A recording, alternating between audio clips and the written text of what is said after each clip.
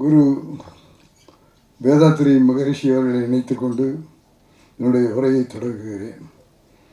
வாழ்க வையகம், வாழ்க வளமுடன். என்னடா இந்த சினிமாக்காரன் ரஜினியோடையும் கமலோடையும் பழகிட்டுருக்கிறாள், இந்த ஆலியார் கூட்டத்தில் எப்படி வந்து சேர்ந்தாருங்கிற கேள்விக்குறி உங்களில் பல பேருக்கு இருக்கும். நான் சேர்ந்து பல வருஷம் ஆயிடுச்சு.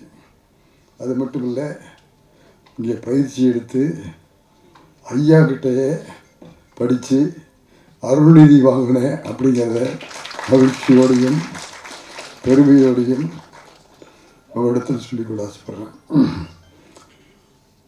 என்னுடைய வேதாத்திரி மகரிஷியா அவர்கள் இறந்த பிறகு மயிலானந்த ஐயா, சின்னச்சாமி ஐயா, நம்முடைய ப்ரொஃபஸர்கள், துணை பேராசிரியர்கள் அவ்வளோ பேரும் நம்முடைய ஐயாவுடைய கொள்கைகளை மிகச் சிறப்பாக நடத்தி கொண்டு வந்து புதிய நம்முடைய ஐயாவுடைய கொள்கைகளை மக்களிடத்தில் கொண்டு போய் சேர்க்கிறத விட மாணவர்களிடத்தில் கொண்டு போய் சேர்த்திருப்பதற்காக அவர்களை உணமாற பாராட்டுறோம். இங்கே இருக்கிற முருகானந்தம் அவர்கள் அவர் கிராமத்தை எல்லாம் தத்தெடுத்துக்கிட்டு பண்ணிக்கிட்டு இருந்தார். இன்றைக்கி வந்தால் ப்ரொடியூசராக வந்து நிற்கிறார். நல்லா கைதட்டுங்களா ஒரு தடவை.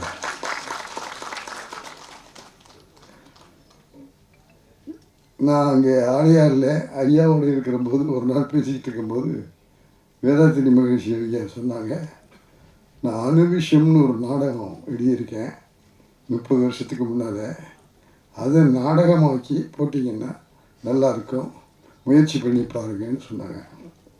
உடனே சென்னைக்கு வந்து பூர்ண விஸ்வநாதன் குரூப்பில் அந்த நாடகத்தை சொல்லி அதை நாடகமாக்கி ஐயாவுடைய பிறந்தநாள் நாளைக்கு ஐயாவுடைய முன்னாலேயே ஆலியாரில் அனுவிஷம் நாடகத்தை நடத்தி கொடுத்தோம் அப்படிங்கிறத மகிழ்ச்சியோட உங்களுக்கு சொல்லிக்கிறார். அதை போய் நான் ஆலியாரில் என்னுடைய பிறந்தநாள் அன்றைக்கி பெரும்பகுதி ஆலியாரில் இருப்பேன். அப்படி இல்லை அப்படின்னா திருவத்தியூரில் இருப்பேன். நான் ஒரு நாள் திருவத்தியூரில் போய் தங்கியிருக்கிற போது திடீர்னு சூப்பர் ஸ்டார் ரஜினிகாந்த் வந்துட்டார். எப்படியா வந்த, எப்படி தெரியும்னு கேட்டேன்.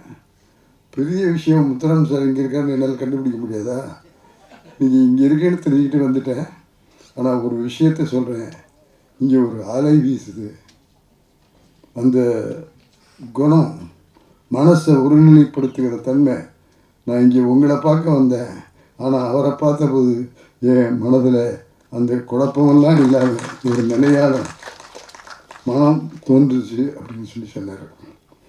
நீ வா ஆலியாருக்கு வான்னு சொல்லிகிட்டு இருக்கிறேன். அவருடைய மனைவி லதாமா வந்துட்டாங்க. அவரை சொல்லிகிட்டே இருக்கேன், நிச்சயம் வரேன் சார், நிச்சயம் வரேன் சார்னு சொல்லிகிட்டு இருக்காரு.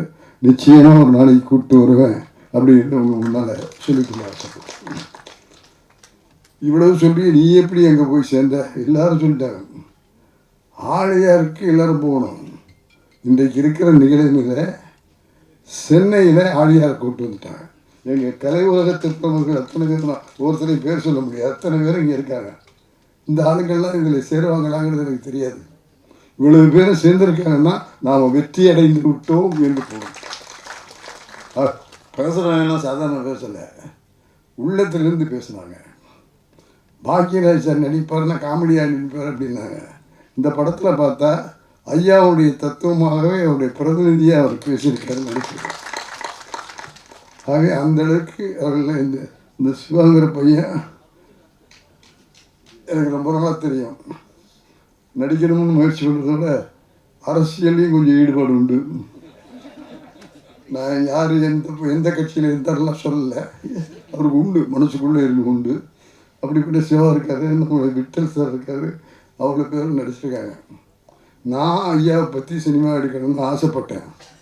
இந்த சுப்பிரமணிய பாரதி ஜெயிச்சிட்டாரு. என்னை பொறுத்தவரை நான் யார் மேலேயும் பொறாமப்பட மாட்டேன், இவர் மேலே பொறாமப்படுறேன்.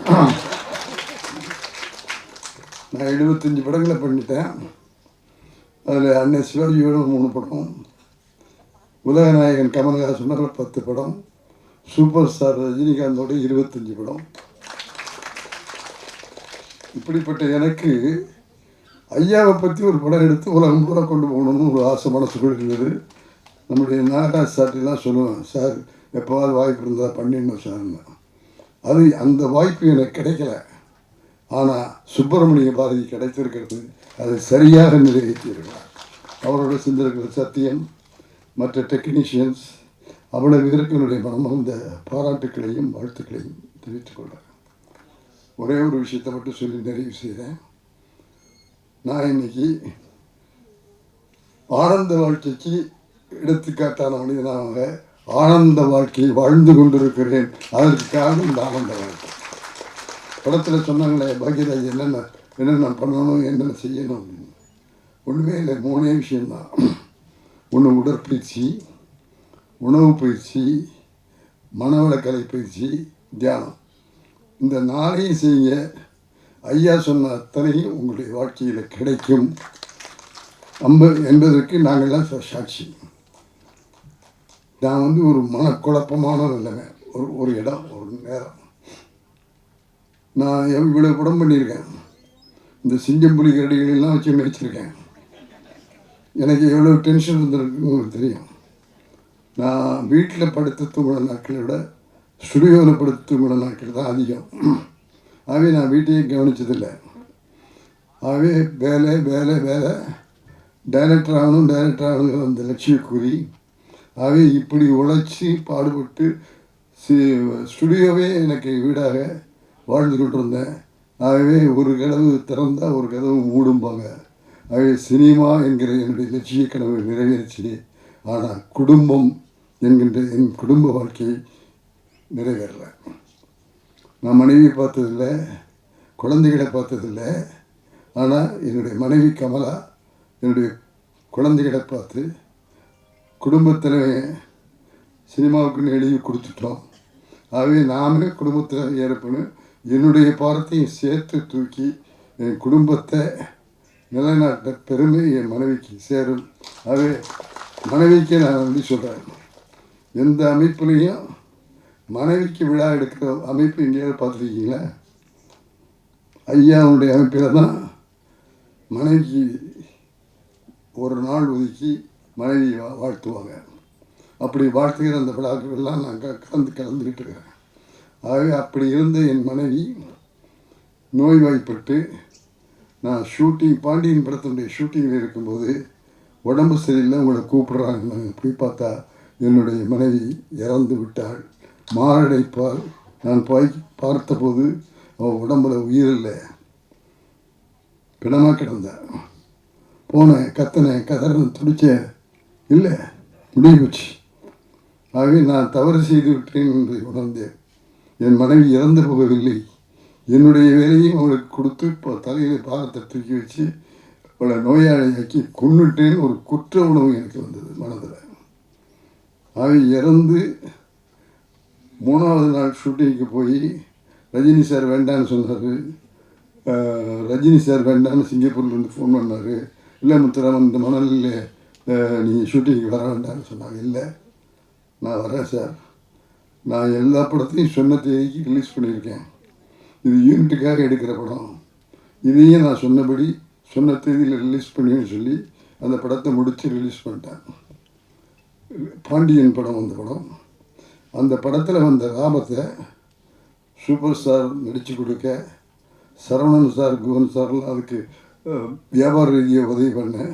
அந்த படத்தில் வந்த லாபத்தை நான் உட்பட அத்தனை பேரும் சமமாக பிரிச்சுக்கிட்டோம் அப்படிங்கிற மகிழ்ச்சியோட உங்கள்கிட்ட சொல்லிக்கொள்ள ஆசைப்படும். இந்த எண்ணம் வர வேண்டும் அப்படிங்கிறதுக்காக சொல்கிறேன். என்னுடைய பெருமைக்காக சொல்லலை. ஒரு டெக்னீஷியன் இருந்தால் அவங்களுக்கு ஷூட்டிங் நடக்கிறவங்களுக்கு மாதம் ஒரு சம்பளம் கிடைக்கும். அது நின்று போச்சுன்னா அப்புறம் அவ்வளோதான். யூனிட்டில் என்னை சேர்ந்து ஒரு 25 பேர் எல்லாம் ஒத்துமையாக எஸ்பிஎம் யூனிட்னு வேலை செஞ்சோம். அப்படி வேலை செஞ்சவங்களுக்கு எனக்கு படம் இல்லாமல் போடுச்சுன்னா அவங்களுக்கு சம்பளம் வராது. இதை ஒரு நாள் ரஜினிகிட்ட சொன்னேன். ரஜினி, கவர்மெண்ட் சைடு இது மாதிரி நமக்கெல்லாம் ஒன்று இது கிடைக்காது. அவங்க 25 பேர் நம்மளோடய இருக்காங்க, அவங்களுக்கு ஏதாவது செய்யணும். நிச்சயமாக செய்வோம் சார்னு செய்யணுன்னு ஒத்துக்கிட்டு அதை செஞ்சு கொடுத்தாங்க. அதையெல்லாம் சமமாக பிரிச்சுக்கிட்டோங்கிறத அவங்கள்ட்ட சொல்லிக்கிறேன். ஆகவே என்னுடைய கடமையில் ஒரு பெரிய பங்கு அப்போ முடிஞ்சு போச்சு. ஆகவே அந்த படம் ரிலீஸ் ஆன பிறகு என்ன செய்யறதுன்னு புரியல. காரைக்குடிக்கு போயிடுறேன்னு சரணன் சார் கூப்பிட்டு சொன்னார், முத்துராமன் நம்ம 18 மணி நேரம் வேலை செஞ்சாங்கன்னு சொன்னாங்க. அது மாதிரி நானும் 18 மணி நேரத்தில் 20 மணி நேரம் வேலை செஞ்சுருக்கிறேன். அப்படி இருக்கிற நீங்கள் காரைக்குடிக்கு போய் என்ன செய்வீங்க? அவன் அது நீங்கள் நினைக்கிறது நிம்மதி தராது. அவே உங்களுக்கு ஒரு ரூம் தர்றேன், ஒரு பையனை தர்றேன், ஒரு அசிஸ்டன்ட் தர்றேன், எங்களோட ஒரு தர காலையிலேருந்து மாலை வரலும் ஒரு ஆஃபீஸுக்கு போய் இருந்துட்டு போகிற மாதிரி இருந்துட்டு போங்க, உங்கள் மனசில் ஒரு நிம்மதி கிடைக்கும்னு சொல்லி எனக்கு ஸ்டுடியோலேயே ஒரு ரூம் கொடுத்து இன்றைக்கி அந்த ரூம் இருக்குது. கைதட்ட மாட்டீங்களா? சாதாரண அப்ரெண்டிஸாக போய் சேர்ந்து அசிஸ்டன்ட் டைரக்டர் ஆகி அவங்க கம்பெனிக்கே ஒரு கிட்டத்தட்ட 19 படங்களை இயக்கி எல்லாம் செஞ்சதுனால அந்த உணர்வுக்கு எடுத்துக்காட்டாக எனக்கு ஒரு ரூம் கொடுத்துருக்காங்க. எடிட்டிங் ரூம் ஒன்று ஆரம்பித்தாங்க. அந்த எடிட்டிங்கு எஸ்பிஎன் ஷூட்னு பேர் வச்சாங்க. சூப்பர் ஸ்டார் ஆக்ட் பண்ணி சங்கர் இயக்கின படம், ஏவிஎம் ப்ரொடக்ஷன்ஸ் படம், சிவாஜி ரஜினி ஆக்ட் பண்ண படம். அந்த படத்தில் நான் துணை தயாரிப்பாளர். இவ்வளவு ஏன் சொல்கிறேன்னா, இவ்வளவு என் பேர் வந்து சேர்றதுக்கு நான் அவ்வளவு உழைச்சேன். அந்த உழைப்பு எனக்கு பெரிய பலனை கொடுத்தது, லட்சியத்தை நிறைவேற்றி கொடுத்தது. ஆனால் என் மனைவியும் என் குடும்பத்தையும் நான் கழிக்கும். ஆகவே அந்த குற்ற உணர்வுக்கு என்ன செய்யறதுன்னு புரியல. சரவணன் சார் போகண்டான்னு என்னை உட்கார வச்சுட்டாரு. அப்போவும் என் மனசில் கவலை போகல. என்ன செய்யறதுன்னு புரியாத போது என்னுடைய பிள்ளைகள்லாம் சேர்ந்து, அப்போ நீங்கள் அம்மாவையும் நினச்சிட்டு இங்கே இருந்தீங்கன்னா ஒரு குழப்பம் உண்டாகும், இப்படி பொள்ளாச்சி பக்கத்தில் போய் வந்தால் உங்களுக்கு மன தெளிவாகும், நல்ல இயற்கை காட்சிகள் போக்குவரத்துலாம் இருக்கும் அப்படின்னு சொல்லி அந்த ஏரியாவை கூப்பிட்டு போனாங்க. அப்போ நான் ஆழியாருக்கு போனேன். ஆழியாருக்கு போய் அந்த அணையெல்லாம் பார்த்துட்டு திரும்பி பார்த்தா அறிவுத்திருக்கோயில்னு ஒரு போர்டு. என்னென்னு நம்ம கேட்காத ஒரு அமைப்பாக இருக்குது, என்ன இதுன்னு போது கேட்டபோது அங்கே இருக்கவங்க சொன்னாங்க, வேதாத்ரி மகரிஷின்னு ஒரு பெரியவர் இருக்கார், அவர் சில கொள்கைகளை சொல்லியிருக்காரு. அந்த கொள்கைகள் உடலுக்கு பலத்தை கொடுக்கும், மனசுக்கு பலத்தை கொடுக்கும், வாழ்க்கைக்கு நிம்மதியை கொடுக்கும்னாங்க. இதுதான் எனக்கு வேணும், இங்கே வந்து கற்றுக்கிட்டோமான்னு கேட்டேன். இல்லை, சென்னையிலேயே கிளைகள் இருக்குதுன்னு சொல்லிட்டு கேகே நகரில் ஆறுமுகியா அப்படிங்கிற பேராசிரியர்கிட்ட போய் முதல் பயிற்சி மனவள கலை பயிற்சி எடுத்துக்கிட்டு அதன் பிறகு ஆழியாருக்கு போய் ஆழியாரில் எனக்கு எல்லா ப்ரொஃபஸரும் எனக்கு பெருமையோடு எல்லாருமே குரு. இந்த ஐயா தங்கவேலியா இங்கேருந்து சொல்லிட்டு இருக்காங்க, ஐயா பெருமாள் ஐயா, இப்படி எல்லாருமே அங்கே சேர்ந்து என்னை மகரிஷியுடைய சிஷியனாகவே ஆக்கிட்டாங்க. ஆகவே மகரிஷியுடைய பழக்கம் வந்தது. அதை விட எனக்கு கிடைச்ச பெரிய பாக்கியம், மகரிஷி ஐயாவிடத்திலேயே மனவளக்கலை பயிற்சியை பெற்றேன், பாடம் படித்தேன், அவர் எனக்கு குரு என்பதை உங்களிடத்தில் சொல்லி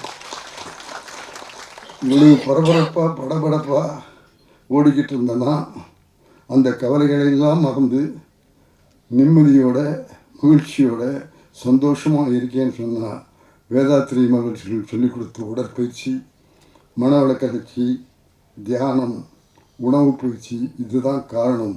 ஆகவே நான் இந்த ஆனந்த வாழ்க்கைக்கு இன்றைக்கு துணையாக இருக்கேன், சந்தோஷமாக இருக்கேன்னா அதுக்கு காரணம் வேதாத்ரி மகரிஷி என்பதை மகிழ்ச்சியோடும் பெருமையோடும் சொல்லிக் கொடுக்கிறேன்.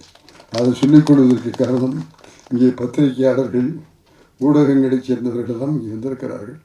அவர்களுக்கெல்லாம் சொல்லி கேட்டுக்கொள்கிறேன், எப்போ பார்த்தாலும் பாலியல் பயிற்சி, குடிப்பழக்கம், ஊழல் அப்படிங்கிறத ஃபோக்கஸ் பண்ணி மக்களிடத்தில் கொண்டு போய் சேர்க்குறீங்க. ஒரு மூத்த இயக்கணும்னா 60 ஆண்டு திரைத்துறையில் இருந்தவங்கிற முறையில் நாட்டுக்கு நல்லது நடக்கணும், வருங்கால சமூகம் நல்லா இருக்கணும். இப்போ எனக்கு ரொம்ப வருத்தமான ஒரு விஷயம், இந்த போதைப்பொருள் இருக்க, அந்த போதைப்பொருள் பெரியவர்களிடத்தில் மட்டும் போய் சேரலை, பள்ளி கல்லூரி மாணவ மாணவிகளிடத்தில் போய் சேர்ந்து கொண்டு இருக்கிறது என்றால் வருங்கால உலகம் போதை பழக்கம் உள்ள உலகமாக ஆகிவிடும். அந்த பயம் இருக்குது எங்களுக்கெல்லாம். ஒவ்வொரு பெற்றோரும் வயிற்றில் நெருப்பை கட்டிட்டு வாழ்ந்துக்கிட்டு இருக்காங்க. பிள்ளைங்களை கல்லூரிக்கு பள்ளிக்கு அனுப்பிச்சிட்டு இந்த பிள்ளை எப்படி திரும்பி வருமோன்னு பயந்துக்கிட்டு இருக்கிறாங்க. ஆகவே அதெல்லாம் நல்லபடியாக நடக்கணும், ஒழுக்கத்தோடு இருக்கணும், நம்முடைய பழைய பண்பாடும் கலாச்சாரமும் வரணும் அப்படின்னா வேதாத்திரியத்தை பின்பற்ற வேண்டும் என்பதை வலியுறுத்தி இந்த பத்திரிகையாளர்களும் ஊடகங்களைச் சேர்ந்தவர்களும் மக்களுக்கு விழிப்புணர்வு வேண்டும் என்று சொல்வதற்காக நான் இங்கே வந்திருக்கிறேன். ஆகவே அதை நான் சும்மா வந்து சொல்ல, அந்த கொள்கையை பிடித்து வாழ்ந்து அதை நிறைய பெற்று சந்தோஷப்பட்டு இங்கே மகிழ்ச்சியோடு உங்களிடத்தில் வந்து சொல்கிறேன், ஐயா ஒரு நல்ல விஷயம் இருக்குது, அதை கற்றுக் கொடுத்து மக்களை நல்ல வருவதை விழிப்புணர்வு உண்டாக்குங்கள் ஒன்று ஒரு பெரிய மனிதனாக உங்களிடத்தில் இருகரம் கூப்பி கேட்டுக்கொள்கிறேன். இங்கே வந்திருக்கிற இந்த கலைத்துறை இருக்காங்களே, பாக்யராஜ் உட்பட, மீரா உட்பட, தம்பி சிவா உட்பட, இவங்க அவ்வளோ பேரை இங்கே வந்து இந்த படத்துக்கு உதவி செஞ்சுருக்காங்க அப்படின்னு சொன்னால் இந்த ஒரு படத்தோடு நீங்கள் நிறுத்தி விடக்கூடாது.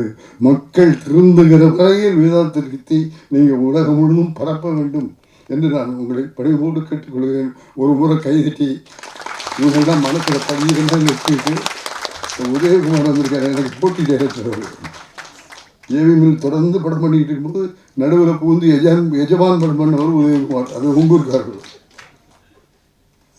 அது மாதிரி அந்த உணர்வுகள் இருக்கிறவர்கள் வந்து சேர வேண்டும் என்பதல்ல, சேவை செய்ய வேண்டும், இந்த கொள்கைகளை கொண்டு போய் சேர்க்க வேண்டும். அந்த பொறுப்பு நமக்கு இருக்கு. அந்த பொறுப்பை நம்ம செஞ்சோம்னாலே வருங்கால உலகம் சிறந்த உலகமாக ஆகும். அவங்க எல்லாரையும் இருகரம் கூப்பி கேட்டுக்கொள்கிறேன். அதற்கு பத்திரிகைகளும் ஊடகங்களும் எங்கள் திரையுலகத்தைச் சேர்ந்தவர்களும் துணையாக இருக்க வேண்டும் என்று வேண்டுகோளை இந்த கூட்டத்தில் முருகானந்தம் பல நேரத்தில் கிராமத்துக்கு வரமாட்டீங்களா, நான் கிராமத்துக்கு வரல, நகரத்திலேயே உங்கள் கொள்கையை பரப்பி கொண்டிருக்கிறேன் என்பதை மகிழ்ச்சியோடு சொல்லிக்கொள்ள ஆசைப்படுகிறேன். ஆகிய வாழ்க்கை என்பது வேறு யார்கிட்டையும் இல்லை, ஐயா சொன்ன மாதிரி நம்மகிட்ட இருக்கு. நம்ம ஒழுங்காக இருந்தால் வாழ்க்கை நல்லா இருக்கும், நம்ம சந்தோஷமாக இருந்தால் வாழ்க்கை சந்தோஷமாக இருக்கும், நாம் கட்டுப்பாடோடு இருந்தால் வாழ்க்கை நல்லா இருக்கும், வரவுக்கு ஏற்று செலவு செஞ்சால் வாழ்க்கை நல்லா இருக்கும், பொறாமப்படாமல் இருந்தால் வாழ்க்கை நல்லா இருக்கும், கோவப்படாமல் இருந்தால் வாழ்க்கை நல்லா இருக்கும். இதுதானே இதுதான் மனவளக்கரை கொள்கை. இவைகளை படித்து கொண்டு வேதாத்திரி வெளியிலே நாமெல்லாம் வாழ்ந்து மகிழ்ந்து ஆனந்த வாழ்க்கை வாழ்வோம் என்பதை சொல்லி, எண்ணியது எண்ணியாக எய்திவர் எண்ணியர் திணியராக என்ற குரலை சொல்லி, எங்கள் திரையில் உலகத்தில் இருக்கிறவர்கள் இந்த அமைப்பை பின்பற்றி செயல்பட்டால் உங்களுக்கு பல குழப்பங்கிறது எனக்கு தெரியும். இப்போ சினிமா வந்து நஷ்டத்தில் போயிட்டுருக்கு. ஆகவே அந்த நஷ்டமெல்லாம் உங்களை தாண்டி போகணும் அப்படின்னு சொன்னால் மனதை கட்டுப்படுத்துங்கள், தொழிலை ஒழுங்காக செய்யுங்கள். நானே விஷயந்தான், தொழிலை ஒழுங்காக கற்றுக்க, தொழில் முழு ஈடுபாடோடு செய்ய, வேலை செய்கிற போது நேரம் பார்க்காத, கடிகாரத்தை பார்க்காத. நாங்களும் கடிகாரம் பார்த்ததில்லை, சாப்பாடு பார்த்ததில்லை, தூக்கம் பார்த்ததில்லை, வேலை வேலை வேலை. அந்த உழைப்புக்கு முதலிடம் கொடு, நம்பிக்கையோடு இருக்கும். முடியுமான்னு கேட்டால் முடியாது. இந்த பாக்யராஜ் சார் இருக்காரு, இந்த பாரதிராஜ சார்ட்ட வரும்போது வெறும் எழுதி கொடுக்குற காப்பி ரைட்டர், அந்த காப்பி ரைட்டர் தான் இன்னைக்கு சென்னை தமிழகத்தில் ஸ்க்ரீன் பிளேயில் அவர் தான் நம்பர் 1. எப்படி முடிஞ்சுது சார்? ஏவிஎம்மில் ஒரு படம் பண்ணார் முருங்கங்கா, முந்தாணி முடிச்சு. எங்கள் ஸ்டுடியோவில் வந்து சப்ஜெக்டை கேட்காம பூஜை போட மாட்டாங்க. சரவணன் சார் கதையை சொல்லுங்க, நான் சொல்கிற நேரம் போது சொல்கிறேன்னு சொல்லிட்டு கதை சொல்லாமல் தபாய்ச்சிட்டு இருந்தார். கதை சொன்னால் தான் நான் பூஜை போடுவேன்னு சொன்னதுக்கு பிறகு கதை சொல்கிறேன் சார், ஆனால் ஸ்டுடியோவில் வச்சு உங்கள் ரூமில் வச்சு சொல்ல மாட்டேன், ரூமில் ஹோட்டலில் ரூம் போடுங்க, அங்கே வந்துடுங்க, நான் அங்கே கதை சொல்கிறேன்னு சொல்லிவிட்டு நம்முடைய பாக்யராஜ் அவர்கள் எங்கள் ப்ரொடியூசர்ஸ் எல்லாம் கூட்டிகிட்டு ஹோட்டலுக்கு போய் கதை சொன்னார்.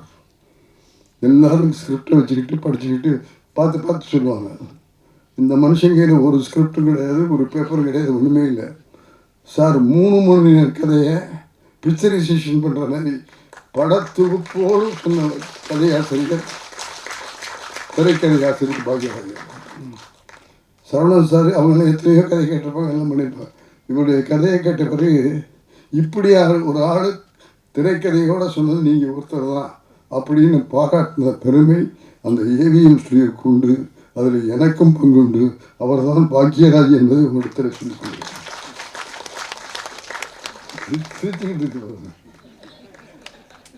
ஆகவே அவரையும் நான் இந்த நேரத்தில் பார்த்தேன். அவர் வேதாத்திரியில் உள்ள இருக்கிறதுலாம் எங்களுக்கு கிடைத்திருக்கிற மிகப்பெரிய வெற்றி. ஆக இங்கே இருக்கிறவங்க அத்தனை பேரையும் நான் வேதாத்திரியத்துக்கு வாங்கன்னு கூப்பிட்றதுக்கு எனக்கு உரிமை உண்டு. 20 வருஷமாக அவங்களோட வாழ்ந்துக்கிட்டு இருக்கிறேன். அவையில் பலன் பெற்ற மனிதனாக உங்களிடத்தில் சொல்லிக் கொள்கிறேன். தயவு செய்து நீங்கள் எல்லாம் வேதாத்திரியத்துக்கு வந்தால் இந்த மனக்குழப்பம் இல்லாமல் மன அமைதியோடு மகிழ்ச்சியோடு வாழ முடியும். நீங்கள் மட்டும் இல்லை, உங்களோடு சேர்ந்து நம்ம கலைக்கூட்டத்தையே கூட்டி கொண்டு வர வேண்டும் என்று உங்களை எல்லாம் கேட்டுக்கொள்ள ஆசைப்படுகிறேன். ஆகவே நீங்கள்லாம் கூட்டிகிட்டு வந்தீங்கன்னா இந்த உலகம் என்ன ஆகும் பயந்துக்கிட்டு இருக்கிற அந்த சூழல் போய் உலகம் ஒரு அமைதியான உலகமாக ஆகும்.